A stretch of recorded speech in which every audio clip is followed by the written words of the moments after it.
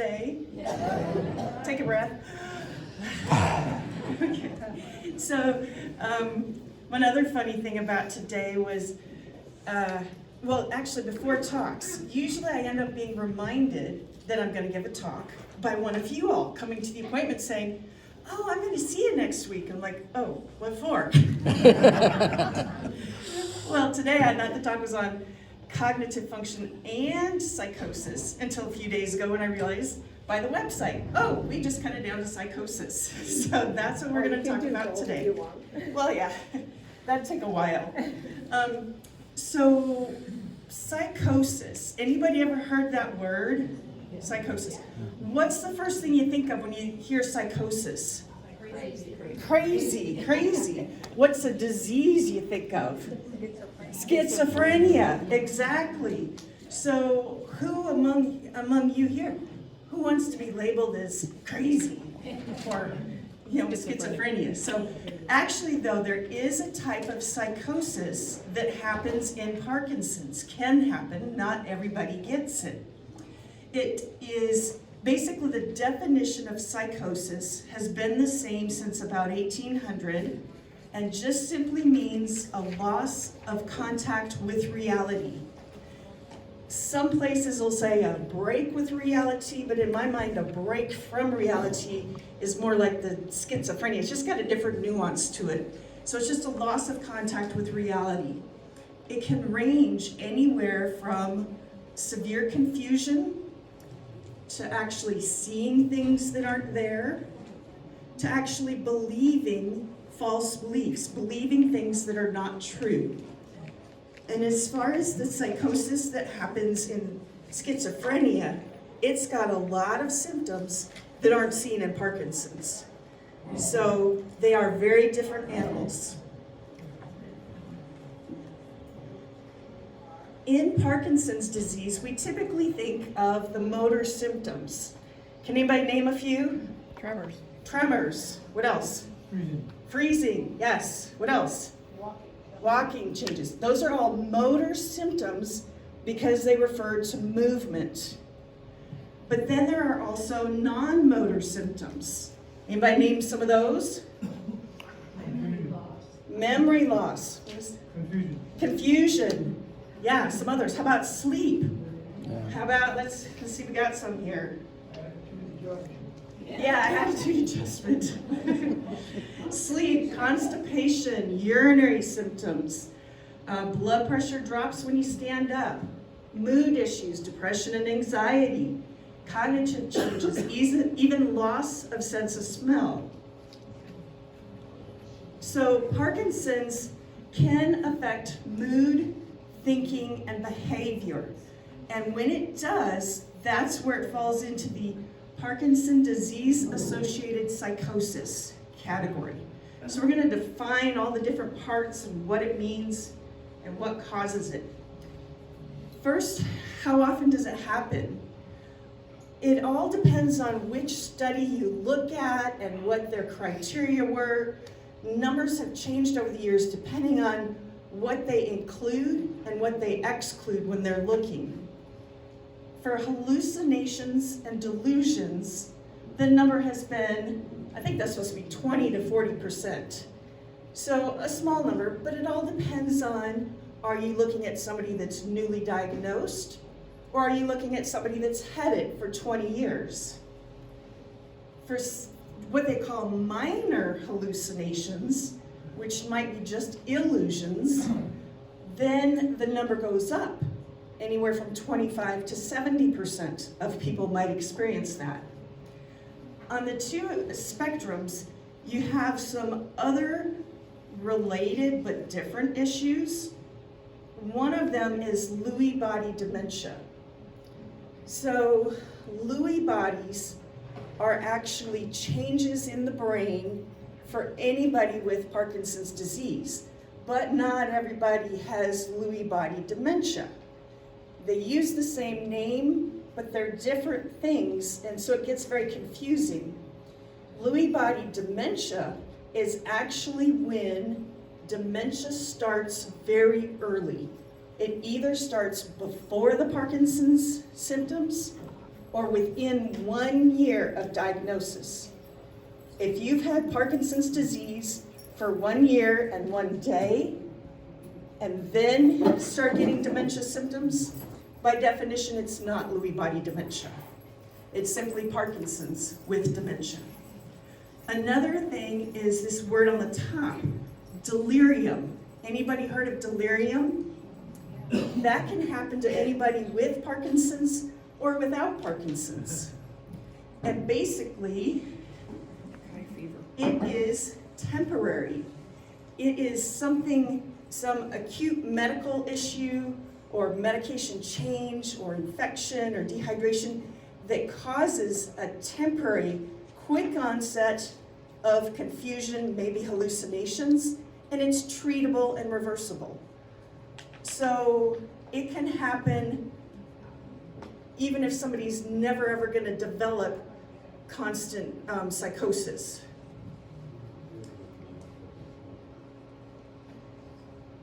Parkinson's psychosis can be from the medications that we use to treat it, but it also is partly just the progression of the disease, how it affects the brain underlying.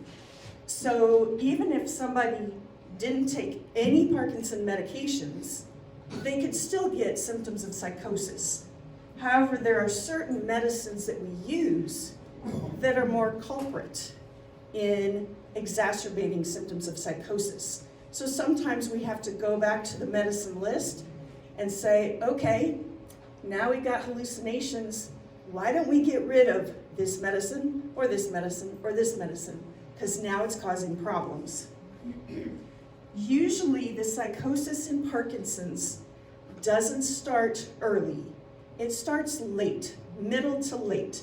When we talk about a Parkinson time frame, usually we're referring to approximately 20 years.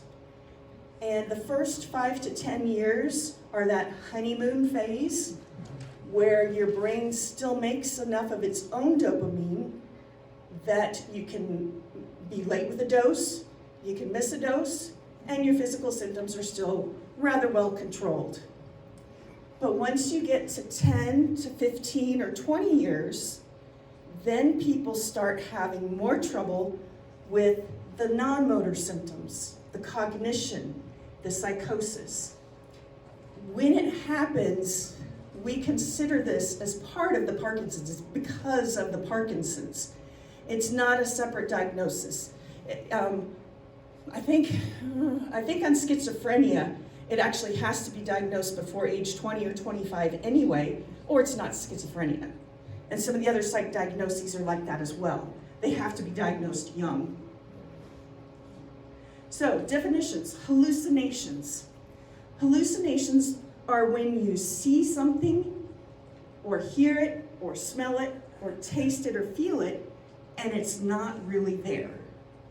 So your brain is tricking you into thinking that there's a child standing over there, or there's an animal, a dog running across the floor. I've had people that have had auditory ones where they can hear a voice, or where they hear the doorbell often. There's also been tactile ones. One of my patients had hallucinations where they could see cobwebs all over, but not only could they see it, they could take their hands and reach out and feel it as they cleaned them out of the room. So there's any of the senses that we have can be affected by this, where the brain is tricking you and telling you that there's something there that really isn't. The big thing to clarify, a lot of people get hallucinations mixed up with dreaming. The key is that dreaming happens when you sleep. So if you're asleep, it's a dream. If you're awake and you're seeing something, then it's a hallucination. And these hallucinations can happen any time of day or night, but they do tend to happen more when the light is dim or it's dark in the room so that it's hard to see. in those cases, it's much more easy for the brain to misinterpret what you're seeing and make something up. So visual hallucinations are the most common in Parkinson's. Auditory are less common, but any of those 5 senses that we have can cause tricks on the brain and make you have hallucinations. Insight. Insight is a word that just refers to understanding. Do you know what's happening? Do you understand that it's not real or not? And early on, insight is retained. People do know.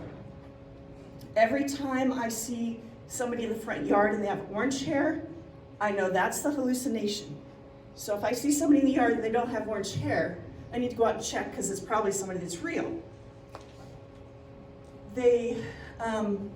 That's an example of a coping mechanism for a visual hallucination.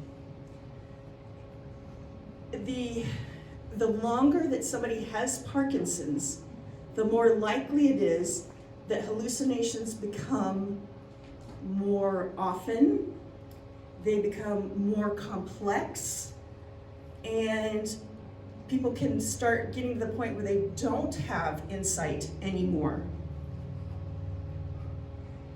So as the Parkinson's progresses, people can become convinced that there really is somebody in the yard with orange hair.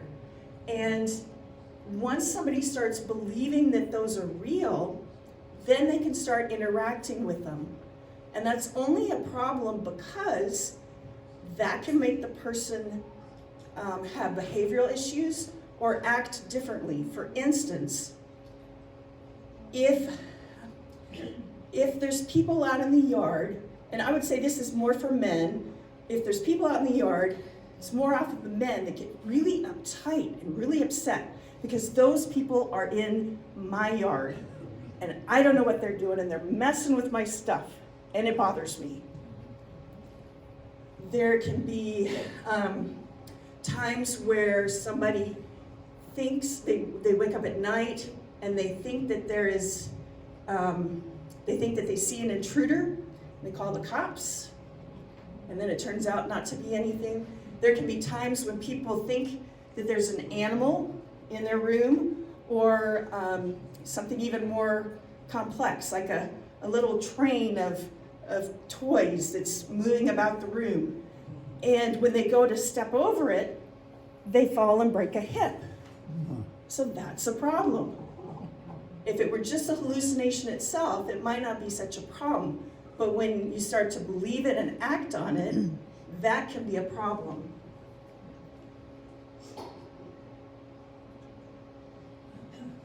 There's also, so on the slide where I mentioned 25 to 50% for minor hallucinations, or we call them illusions, that's what this is referring to. A hallucination is where you think something is there and nothing is there. And that's different. It's a more advanced thing than an illusion where there's something there, like there's a hat on the table here, and when I'm back over here, I'm misinterpreting that hat, thinking that hat is a fox, a little animal laying there. And then when I blink a couple times, or when I get closer, or just when somebody says, no, that's not an animal, it's a hat, then I realize, okay, it's a hat.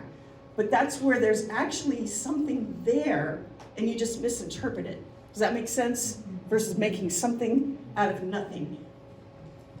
The other two types that can be related to these minor hallucinations, one of them is a sense of presence. It often happens when people are sitting at their desk, working on their computer, and they just feel like somebody else is in the room, and yet there's nobody there. So that can be part of this. And then the final one, the passage hallucinations, those, when people have them, I take note of them, but they may or may not be a precursor to this whole syndrome. The passage is like, you're sitting there, and you see a shadow off to the side, and you look and nothing's there. That could also be from lights reflecting on your glasses, floaters in the vision. There's other things that can cause that, so I don't necessarily put too much weight on that if that's all I hear about. One tip here is that illusions and hallucinations are more likely to occur in dim light, situations with low lighting or low visibility. So in those cases, what do? Make the room brighter. Have night lights on at night, and that will help.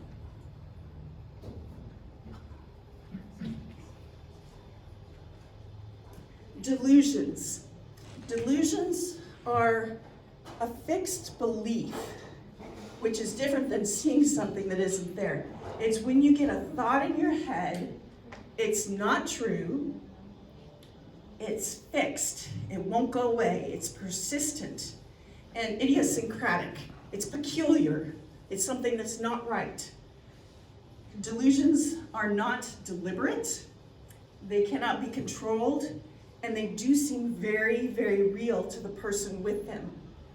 Some examples might be feeling like your spouse is an imposter, or your spouse is cheating on you, feeling like, or being afraid that someone is going to harm you in some way, try and poison you. So those are beliefs that are false, and yet they get into somebody's head and they just fester and they won't go away. They often can be subtle. They don't have to be that blatant. They can be subtle. And often it begins as more of a generalized confusion at night.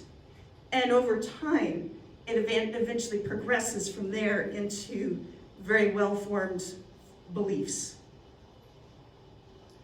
They are much less frequent than hallucinations are. Maybe only 10% of people with Parkinson's will get them. They are more difficult to treat. However, they are associated with various medications we use for Parkinson's, and they're associated with just the general progression of decline over the years from Parkinson's. Different types. Probably the two most common ones are related to love and money. So, for instance, jealousy, an unfaithful partner, persecutory, what emphasis to put on that word? Persecutory, I don't know. Anyway, harm. Either somebody's trying to harm you, somebody's trying to harm your loved one, has something to do with somebody getting hurt. There's also some somatic ones. Somatic is a word that refers to the body. So it might be related to the function of the body, or the appearance of the body, the sensations of the body. Paranoia is more just a word that kind of relates to the severity. If delusions involve a fear aspect and that gets really out of whack, we call it paranoia. So becoming overly suspicious, often it includes strong accusations, and that can be really harmful, or not harmful, but hurtful to the care partner. But when that happens, remember, it's just the disease talking, and there are ways to try and improve these things by adjusting medications. So the cause of Parkinson's and the cause of psychosis relates to chemicals in our brain, changes over the years. Dopamine is a chemical that is the main one that we think about in Parkinson's. It's not the only one that's involved, but it's the main one. And when we're born, we all have 400,000 dopamine cells making and storing our dopamine for us. When we have the proper amount of dopamine, the autopilot of our brain works well, and our movements are coordinated, our function is good. Over the years, all of us are losing those dopamine cells, and as we lose enough, somebody gets the symptoms of Parkinson's, and they get tremors and slowness and stiffness, and that's when it's diagnosed. So we use dopamine in the form of levodopa to replace and to supplement what the brain is making so that people can move well. So if somebody has too little dopamine in their brain, that's when the autopilot doesn't work. That's when they get tremors, they get stiffness and slowness. It's hard to multitask, and so you take your dopamine. However, on this dopamine spectrum, there's different receptors for dopamine in different parts of the brain. And if your brain has too much dopamine in it, there are other dopamine receptors, not the autopilot ones, but some others that can be affected. And in those cases, too much dopamine can cause hallucinations or delusions. For people that have schizophrenia, how do we treat them? We give them medicines to block their dopamine.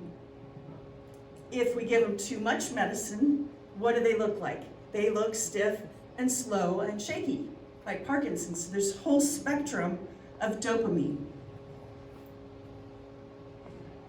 As far as actual contributors, when we're trying to think of how to fix this, there's three big things that contribute. Medications is the first one, and that's something that we can actually change. So we can either, like to cause psychosis, you can increase the dopamine. So likewise, if you've already got psychosis, you would want to decrease. You'd want to do the opposite of this, decrease dopamine. Another cause of psychosis is if you actually have not enough acetylcholine, which there's medications that increase it and medications that decrease it. So many of the over-the-counter, OTC means over-the-counter, many over-the-counter medicines, including Benadryl, have an anticholinergic medication in them that reduces the brain's level of acetylcholine and contributes to psychosis. So a lot of people think that it's just an over-the-counter medication. I've used it all these years and been fine to go to sleep, but it can get to the point where Benadryl can cause more problems than it's worth.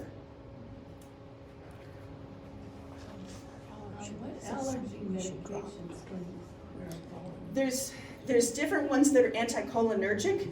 I don't have a list in here, and I can't just name them off the top of my head. They're on the APDA website. There is a list of medications to be avoided in Parkinson's, either because they block dopamine, or for some of the cold and allergy medicines, it's ones that will exacerbate whatever symptoms you've got, confusion, balance, it'll exacerbate those. So it says use those with caution.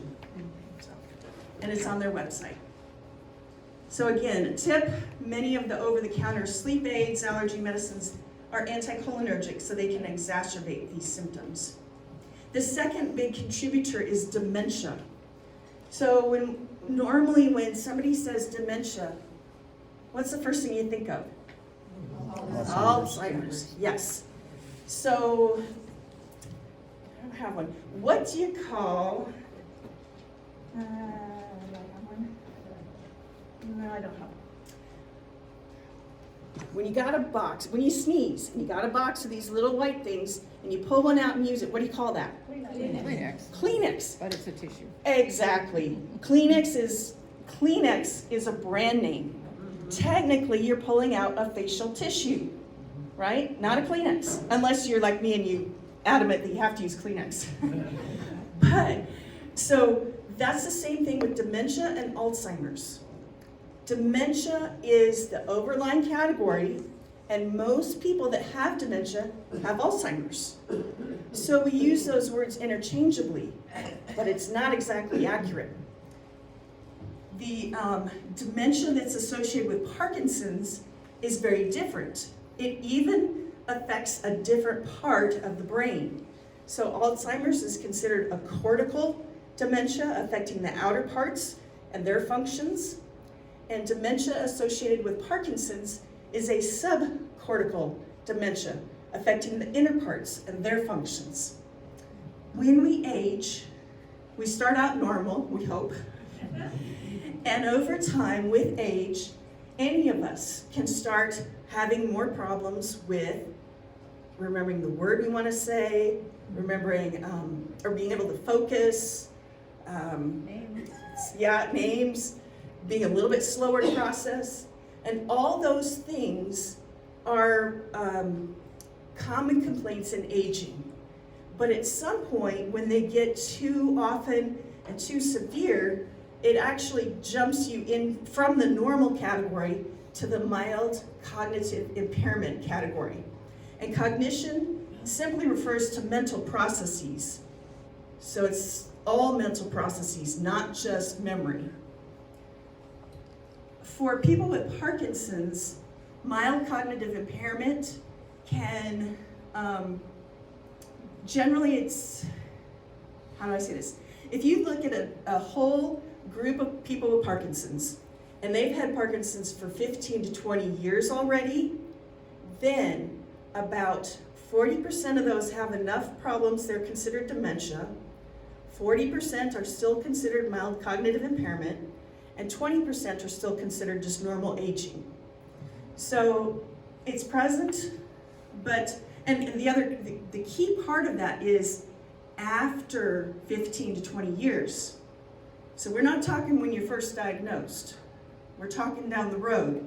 That's the percentages. The Parkinson cognitive problems tend to be what we call executive functions. So functions like an executive would do for a company. They plan, they organize, they make decisions. It is our part of our brain that helps us to pay attention to things. It is for recent memory, not long-term memory, but recent. And then visual and spatial functions, which, should I get on a soapbox here? Driving in Parkinson's can be affected by visual and spatial functions, where you're trying to judge how fast your car is coming, how much time do I need. So that's something where driving might be affected for Parkinson's. But anyway, back to this. The cognitive issues with Parkinson's, specifically the dementia aspect, in order to consider it going from mild cognitive impairment to dementia, the problems have to be bothersome enough that you're no longer independent. It affects your ability to perform things by yourself. You need assistance doing things.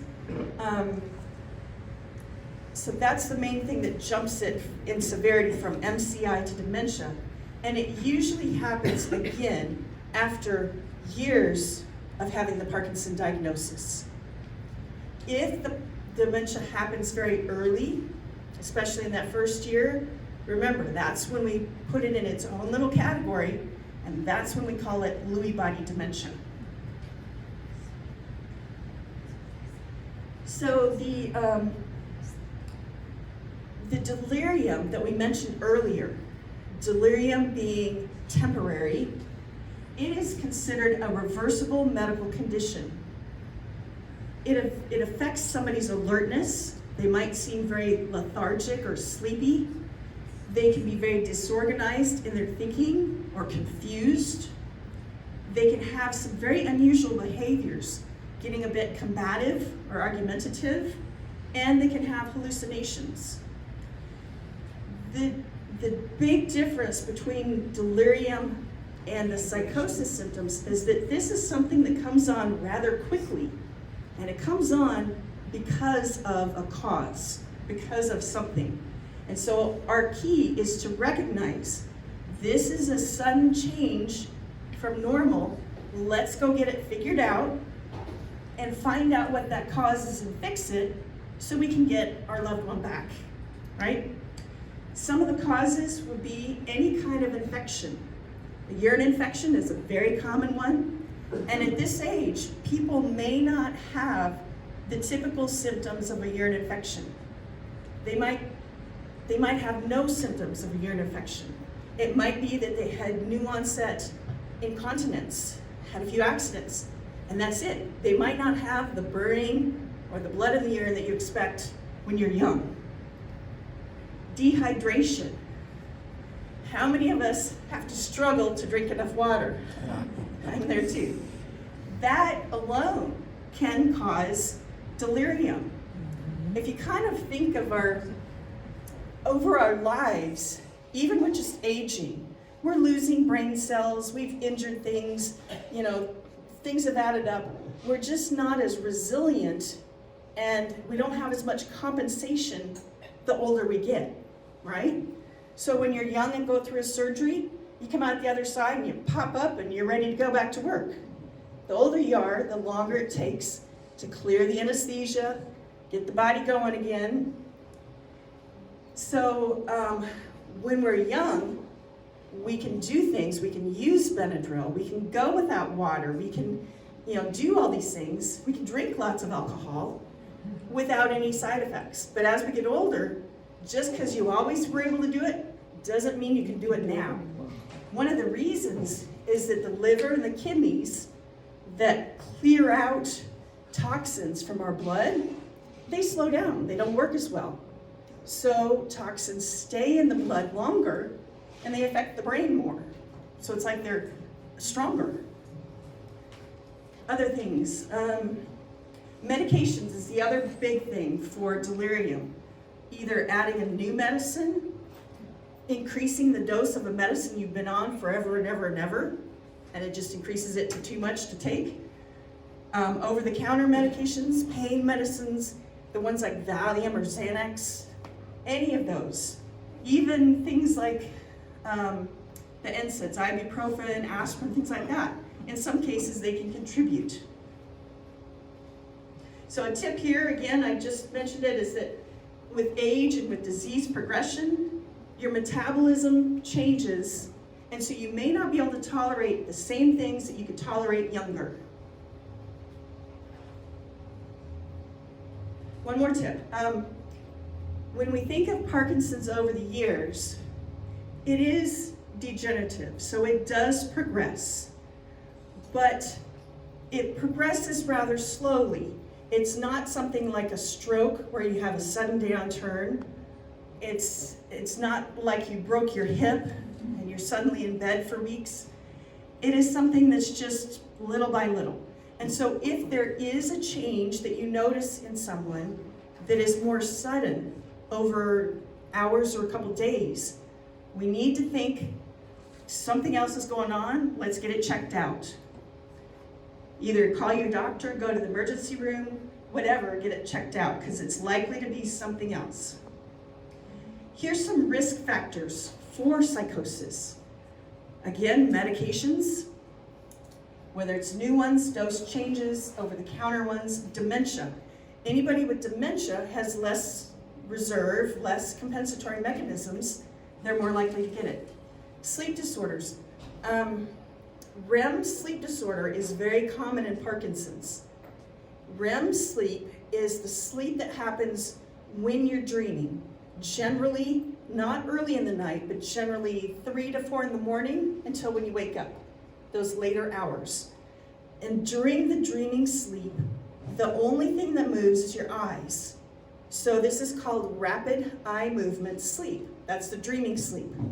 With Parkinson's, the brain is no longer able to turn off the mouth and the arms and the legs. So when you're dreaming, somebody with Parkinson's might actually hit what they're dreaming of an intruder, they're dreaming of running, they might be kicking, throwing out their arms, yelling, hey, get away, get away. And so the ability for the brain to turn the body off isn't working. It's a symptom that can start 15, 20 years before the Parkinson's, or it can start after the Parkinson's. But we are now seeing links between this and having more likelihood of getting psychosis. Vision problems can be either age-related or problems from Parkinson's, where if you don't blink enough, your eyes get blurry. If your medicine is worn off, some people get double vision, where their eyes don't coordinate, just like their arms and legs don't coordinate. So those things can all be risk factors, because the brain is taking whatever visual input it gets and trying to make a picture, a story. And if it gets poor information, it's going to make a lot more mistakes when it makes your picture. Hearing problems also. So if people get hearing aids, that may help them to prevent psychoses. And then just Parkinson's disease progression. The longer somebody is headed, the more possible it can become. Another tip, when you go to doctor's appointments, it's really good to have somebody else with you, partly for asking questions, taking notes, but also providing input. And when people have psychosis symptoms, whether it's delusions or hallucinations, especially if they don't always retain insight about what's going on, it's good to have somebody else there to get the other side of the story.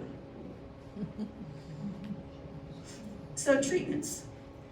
If psychotic symptoms are very mild, maybe just those minor hallucinations, like the illusions, you misinterpret what you're seeing, or you have a sense of presence that somebody's there but nobody is.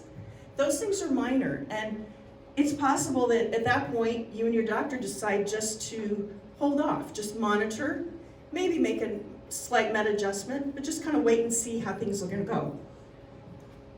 If you have more bothersome problems though, it's likely that you'll need to do something, because we know that as we age, things that are neurodegenerative just progress, meaning they get worse and worse. So going ahead and addressing it is the next step. The first thing to think about is, what can we get rid of off the medicine list that's contributing to the problem? So simplifying, getting rid of things is actually the first answer. However, you remember how I said, too little dopamine means you can't walk, but too much dopamine means you're seeing things that aren't there. So it is a very tight balancing act between getting enough and not too much. Also, one thing is, sometimes I've actually had times where patients have been put on medicines by other doctors or by the emergency room with the best of intentions, but they just didn't remember the person had Parkinson's.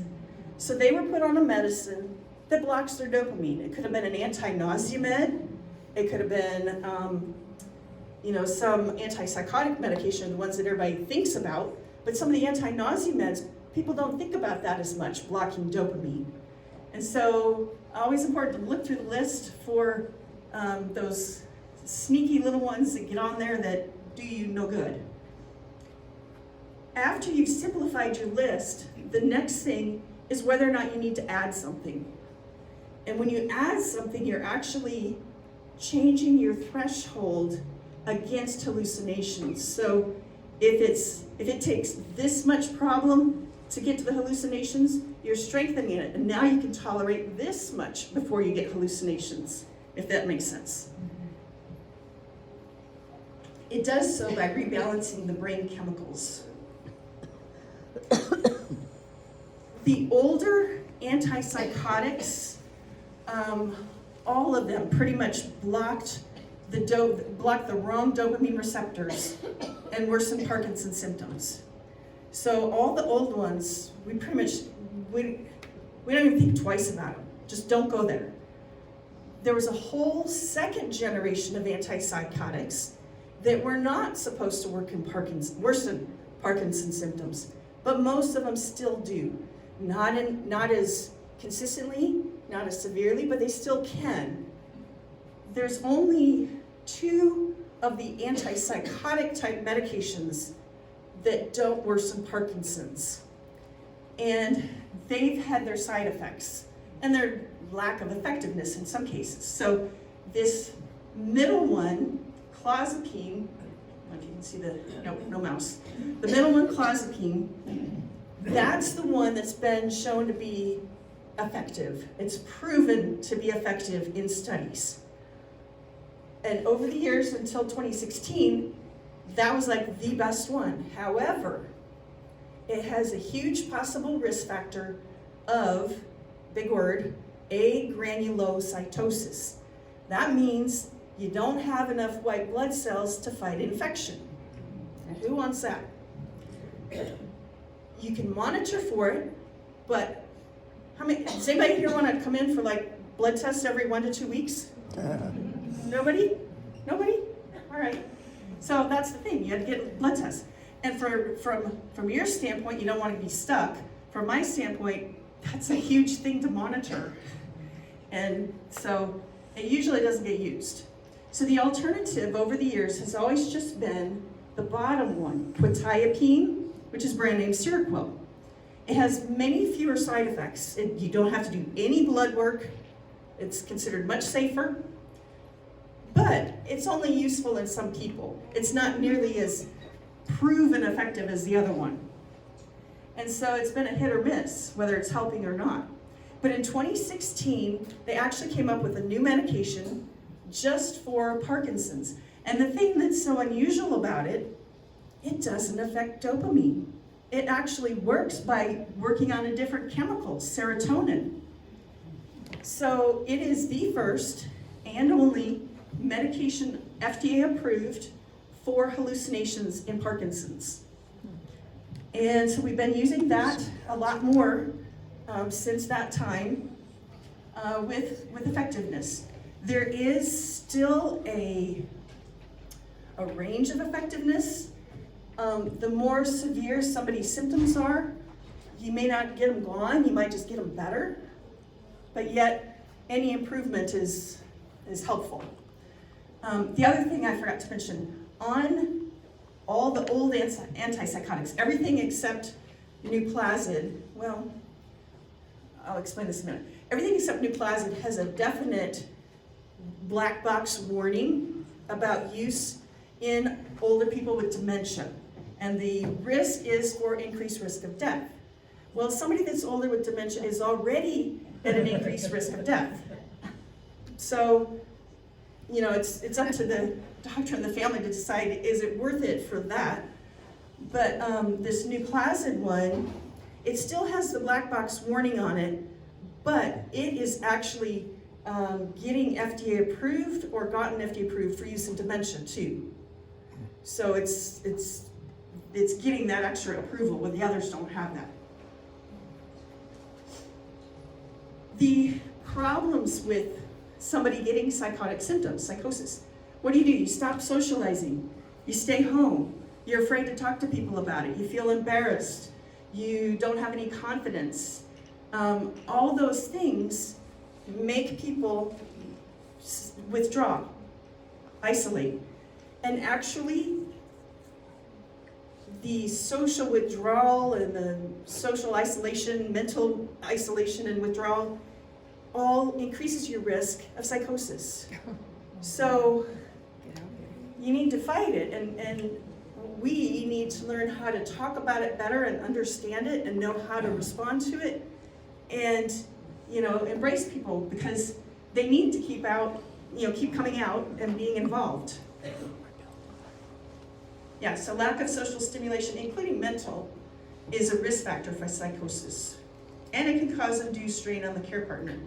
So here's just some ideas for combating isolation. Make a schedule. If you put things on your schedule, you're more likely to do them than if you don't have a schedule. Find activities you can do. There are adult day programs here that, for some people it may be they don't do nearly what's going to keep you, it's like they're below you, you can do more than that, so you may not be interested, but for some people, they really like going to them, socializing, they get friends. You can join exercise classes. I think I see our exercise guru in the back. Mia. Is it Mia or Maya? Maya, darn it. But you can join one of the exercise classes.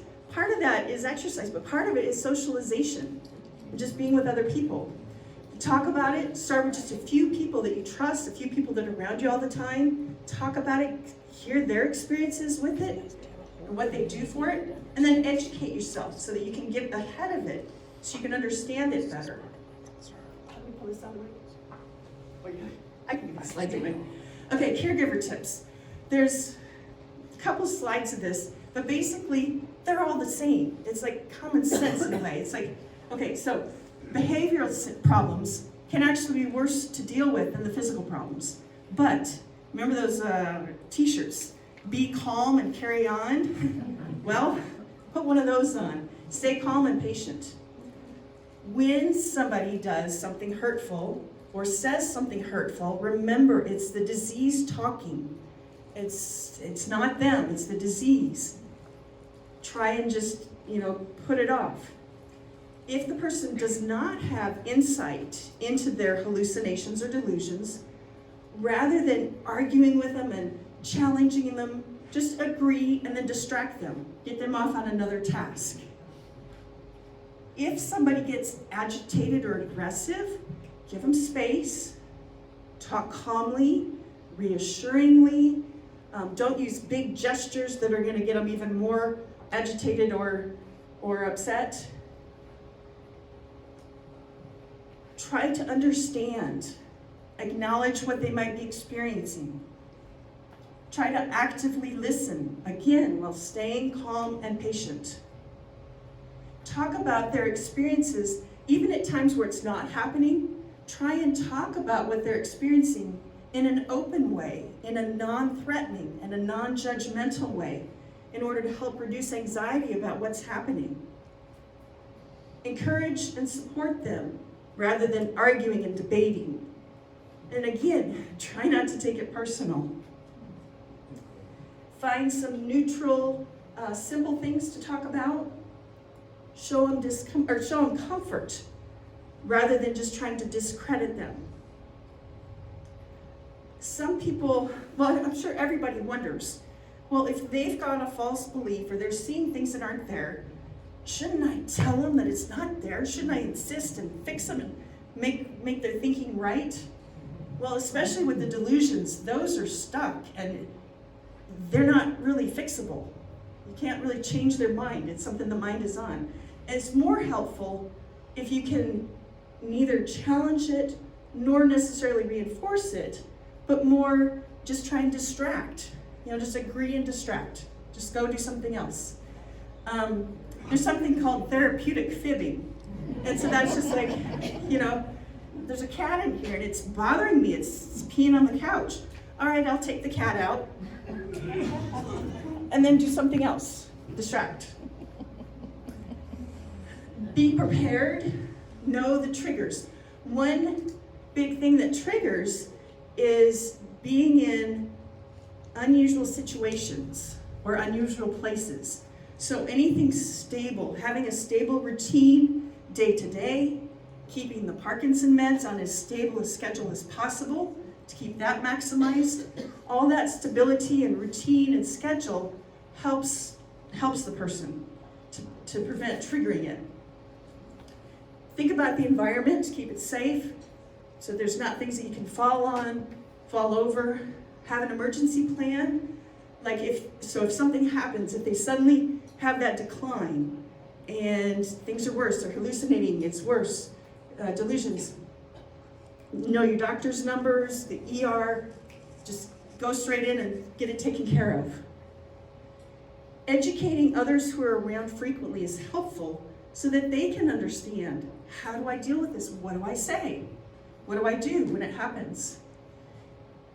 Getting a support system it could be just one particular person, one family member that you can talk to, or one friend that you can talk to.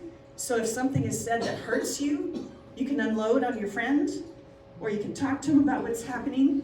Or it could be bigger, like talking to other people, other care partners. So you can find out what they're doing, how they're feeling, how they're dealing with it. Then there's always just allowing others to help. And finally, taking time off for yourself. A care partner that is so frazzled and tired, hasn't exercised, doesn't eat, what good are they going to do for the person with the Parkinson's? The care partners have to also take the time to take care of themselves. Get plenty of sleep, get proper nutrition, exercise, and rest. Time away. Again, just remember that delusions in particular, they are chronic, they can be ongoing, and they are set thoughts, set beliefs. You can't reason with the person. They're just involuntary thoughts that are stuck there. So again, try distraction by changing the topic. Start something new, some new activity. Empathize and redirect. And even though it's hurtful, how many times have I said this? Try not to take offense. Okay. Last thing is just, there have been times where some of you may have promised your loved one, I will keep you home, I will take care of you. When we make those promises, we may not be aware of how advanced things can get. And the fact that psychosis, when it gets more advanced, when it's non-remitting, it's hard for somebody to deal with. It actually is one of the most common causes of somebody getting placed in a nursing home. That and falls are two very common reasons for people having to be placed in a nursing home. But if it does come down to that, sometimes it's hard to find a place. It probably is going to have to be a place that has memory care, because often dementia is associated with the psychosis. And the people there, they may or may not be able to deal with all the situations that may arise either. So it might be difficult in that sense. And sometimes the patient just ends up getting over-medicated. So there's no good answer about what to do. It's, so I kind of hate to leave it on that note, but it's like, if you can make sure and take care of yourself best, educate yourself so that you know best how to deal with it, ways to help fix it, then maybe you can stay at home and get help from other people, get support, do whatever you need to do to deal with the situation. I think, I don't have any good ending slide. Does anybody have any questions or comments? I've opened a huge box of worms here. Who's best suited to analyze whether you're over-medicated? The question is, who's best suited to decide when you're over-medicated? That's a good question, because sometimes the doctors don't recognize what the baseline is, especially if somebody comes into the hospital delirious. They may not realize this person's normally wide awake, and they say, oh, they're fine, and yet there's a discrepancy. So there's not a good answer. It's probably a combination of the healthcare provider, the care partner. Makes sense? What else? There's some others. Yeah, go ahead. How can the level of dopamine be monitored or measured? The question is how the level of dopamine can be monitored or measured. There is no blood level or no spinal fluid level that they can check. It's simply based on effect, meaning physical effect, how good your Parkinson's symptoms are controlled, versus psychological or psychosis side effects. I think I recently read that one of the side effects of Nuplazid can be hallucinations. I'm wondering, is that true, and why? What's the mechanism there? So the question is, on the Nuplazid paperwork, one of the side effects is listed as hallucinations. And why is that? Well, it's probably on all the antipsychotic medications. And so when you've got a baseline of X, it's hard to say whether the new medication for X caused it or didn't cause it. So I've seen benefit with Nuplazid, a lot in some people, a good amount in some people, and not so much in others. And it might just be the different mechanisms of what's causing it in their brains. Yeah. You mentioned earlier the older antipsychotics. Could you give just a few examples of class or specific names? Yeah, Haldol is one of the oldest. Geodon is older. Some of the newer ones would be the Zyprexa, Abilify, but any of those, even ones like the Zyprexa and Abilify that aren't supposed to worsen Parkinson's, there are still some Parkinson people who can't take them. I did have one patient that was having a lot of hallucinations, and it was before Nuplazid came around, and their other doctor actually put them on Abilify, and for a month, he was on Abilify. It did cut back the hallucinations, kind of reset the clock, but by the end of the month, his Parkinson's symptoms were worsening, so we had to stop it. But it did help because it cut things off. It stopped the process. Other things? Yes? First of all, thanks to the program committee for having me as a speaker.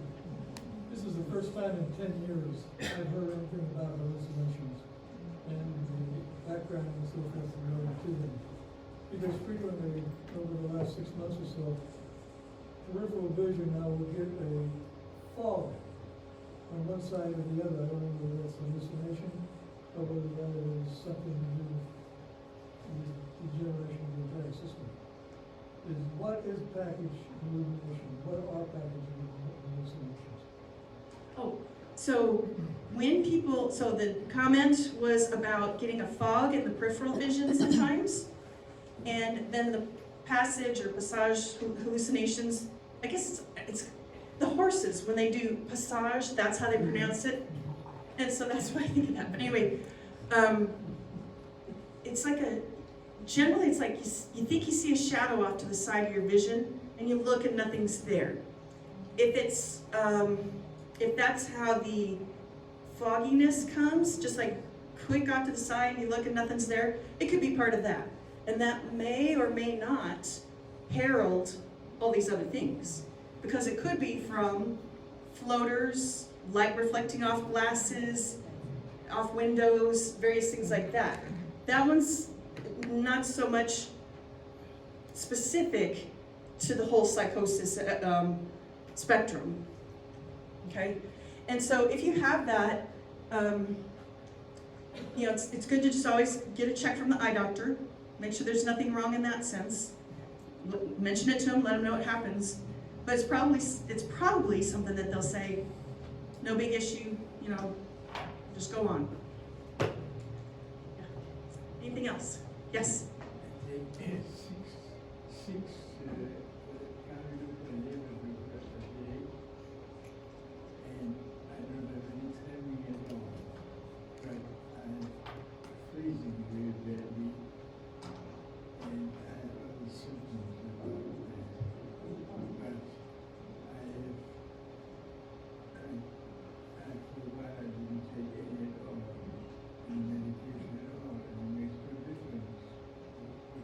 So the question is a more personal one. I'll try to make it generalized, but it's you generally take 6 carbidopa-levodopas a day, not necessarily on any particular time frame, but sometimes it just doesn't seem to work for the freezing of the feet.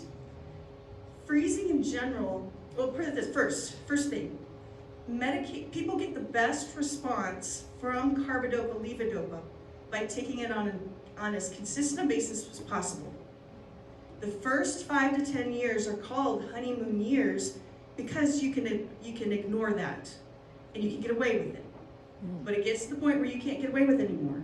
You've got to be consistent with your medicines. You'll get the best out if you put the best in. And then the second thing is on the freezing of gait. Early on, freezing is something that can respond to adjusting the Parkinson medications. It can be improved some by tweaking medicines or adding something or taking something away, but that's early on. Eventually, freezing is one of those symptoms that tends to not respond to anything. Doesn't respond to medicines, doesn't respond to deep brain stimulation, and so it's the only thing that you can really do for it is physical therapy and using tricks in your brain to get your feet to move. And in general, it's just the walking straight forward or the turning around are some of the most basic movements that any of us ever learned back when we were 2 or 3 years old. Everything else came after that. Everything else is more complex than that. And so if you're stuck trying to move forward or turn around, the worst thing to do is keep forcing it. Come on, keep going, keep going. The best thing is to pause a moment, take a breath, let your brain reset, and then try some other alternative activity that tricks your brain into moving. For instance, shifting your weight side to side, marching, pretending like you're gonna step over something, and as soon as the foot gets moving, then you can keep going. That's some generalities. It doesn't always work, but just trying to find something that can work for you. Any other questions about anything? Yeah. Is neuropathy a precursor to some of this other Parkinson's symptoms? So the question is whether neuropathy is a precursor to some of the other Parkinson's symptoms. Neuropathy is damage to the longest nerves of the body, which go from the spinal cord to the toes.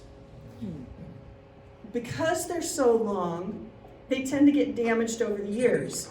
So your toes may start getting numb, or pins and needles tingly, or burning on one part of your foot or another.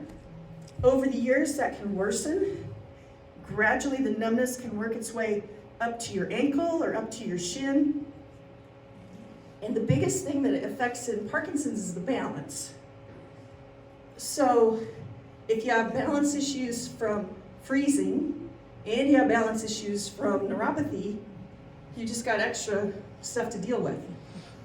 It is actually on the product labeling for any form of levodopa that it can contribute to neuropathy, but I don't know if anybody has any sense of how common that is.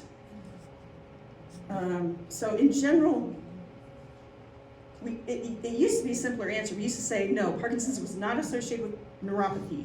It's just, it affects balance. Parkinson's affects balance. You have double the balance problem. But nowadays, we're looking into more fine-tuned symptoms like that to see what the relationship is. And I don't have any more of a final answer yet. Anything else? There's one in the back, way back.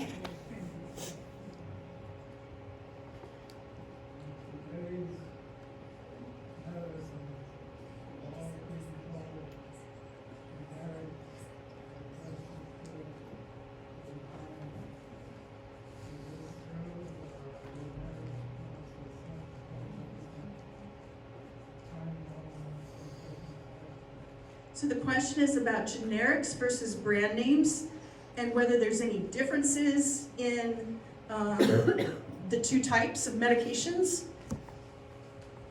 It all depends on the medication. There are several anti-seizure medications where the doctors are adamant that the person stay on this form or that form and don't switch between brands or don't switch from brand to generic. For Parkinson's, most of the time it doesn't matter. I've had a few patients that have side effects to one type and not another type, meaning it can be from one generic to the next or from brand name to generic or vice versa. And I've had a few times where one type didn't work as well as another one. Early on in Parkinson's, people aren't really going to be able to notice those types of differences unless it's an allergy. And the allergy might just be an allergy to the dye that's used in the pill. Early on, because of having enough cells from their own brains making dopamine and only needing little bits of medication, people aren't going to really notice the difference. It's when people have more advancing Parkinson's where they're needing their pills on time all day that they're going to tell the difference. Most people aren't going to be able to tell, but if you can tell the difference, take note of it and let your doctor know, let your pharmacist know, because you actually can request to have just one type. Does that answer your question? Why would you know the most likely duration of the time differences inside the field, or what differences still will be suspect for Referring to generics versus brand name, like what's the difference between the timing of how long they last and things like that, that's what you're asking. So it all depends. It's gone either way, where some people prefer the generic and some people prefer the brand name. There's also been different generics available. There's been some shortages since about 2017 especially. There's been long months of a shortage of certain types of carbidopa levodopa, and that has made it where the only ones, like the one that somebody's pharmacy typically gets, they don't get anymore, so they've had to switch from one generic to another. And that has caused problems for some people. Either they feel like the pills just fall apart or they don't work as well. It's not anything I can give you any time frame or specific numbers on. It's just generalities, and sometimes people feel like they don't work. So we switch them back.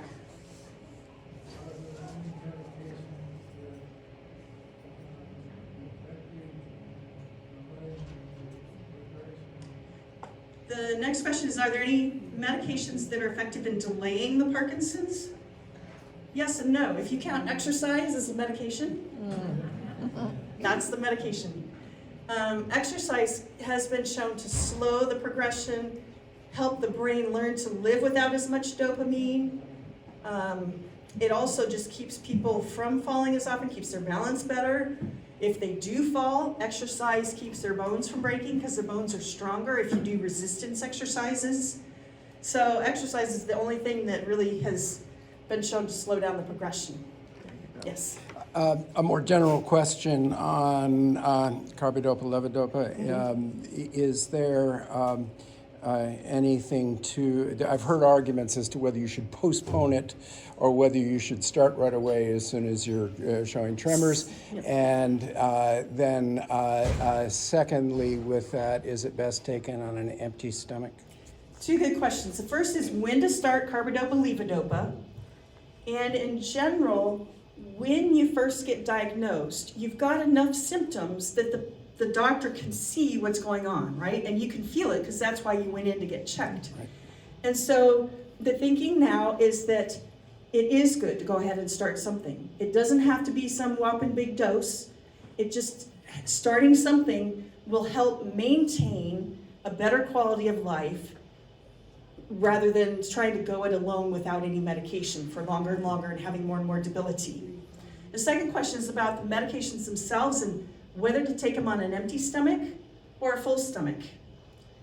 The basic rule is that carbidopa levodopa is best and most fully absorbed from the gut into the bloodstream on an empty stomach. However, one of its common side effects is nausea. So if a person gets any nausea from it, it's better to have a little bit of food in your stomach to prevent the nausea and improve quality of life. Yes.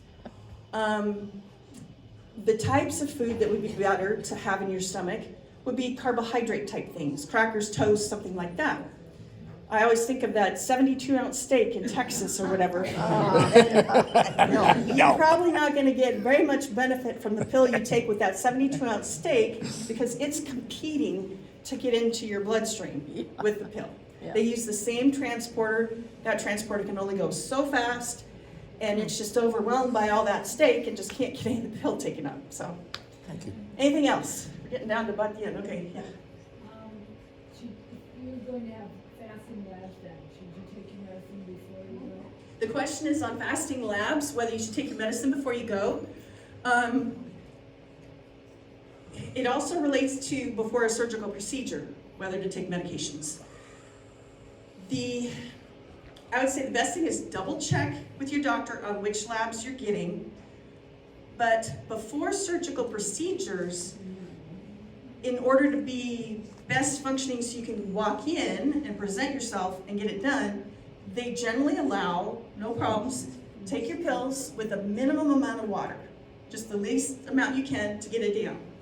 Before fasting labs, it's more of a gray area where if you could go without it, I don't know if there's any, I guess the big question is there any sugar in the levodopa tablets or anything? I've had people that use the orally dissolvable ones say they feel like it tastes like there's sugar in it. So I don't know if it's real sugar or if it's a sweetener, but in that case, it might be better if you could wait until after. Take them with you and then take them after. But you can check with the doctor too. Anything? Yeah, one back here. I have a general question about dosages, say every 3 hours. Okay. If one or two are skipped, accidentally or whatever, on that next one, should you double up? Good question. So the question is what to do if you miss a dose or you're late with a dose.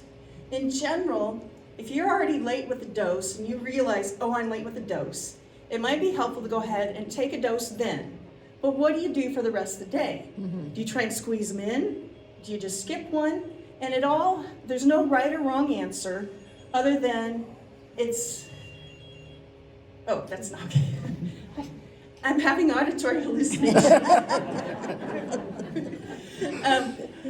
So once you've taken that next one, if there's like, say doses are 3 hours apart, it's better not to just double up a single dose because that's more likely to cause side effects from that dose. Sleepiness, nausea, or even some of the psychosis symptoms if you're in that time frame. But you can scoot them a little bit closer together, or you can just drop one out. But either way, know that that day isn't going to be quite as optimal and restart the next day, if that makes sense. Yeah. Do you think they're close to a cure for Parkinson's? No. What was the question again? Is there Do you what? think they're close to a cure? Oh, the question is, are they close to a cure? I am certainly hoping so because I've already got my next career picked out. God willing, I'm actually still a certified veterinary technician. I've kept my certification up all these years. So when they get a cure for Parkinson's, I'm going to celebrate with all you all. And I'm going to go work with therapy dogs and horses. Yes. Oh, yeah. But in answer to your question, Michael J. Fox's foundation and Great Britain both put out news reports about a month and a half, 2 months ago on medications that are supposed to clean up those cells that are dying off. The dopamine cells that are dying off, part of the process, when they get injured, some of the proteins in the cell misfold. They can't be cleaned up by the garbage disposal anymore because they're misfolded, and they replicate and they multiply, and it becomes like a hoarder's house in that cell. So the cell can't function, and eventually it dies off. So both places have put out news reports. They are now testing in humans a drug to clean up that protein from those cells, so they will start working better. In Michael J. Fox's case, they called it a cure. They sent out some text that said, we've cured Parkinson's in rats, and now we're ready to move to humans. So whether it's I suspect it'll be more like, if you don't have symptoms yet, it's gonna halt it and keep it from coming on. If you already have symptoms, it might be able to reverse it some, but how much? By getting the rest of those cells healthy, how much? And so it might be where that's part of the picture, and then another part is replacing cells again, going back to the stem cells or something like that. But anyway. Wow. Yeah. That's it. It's getting pretty close. Wow.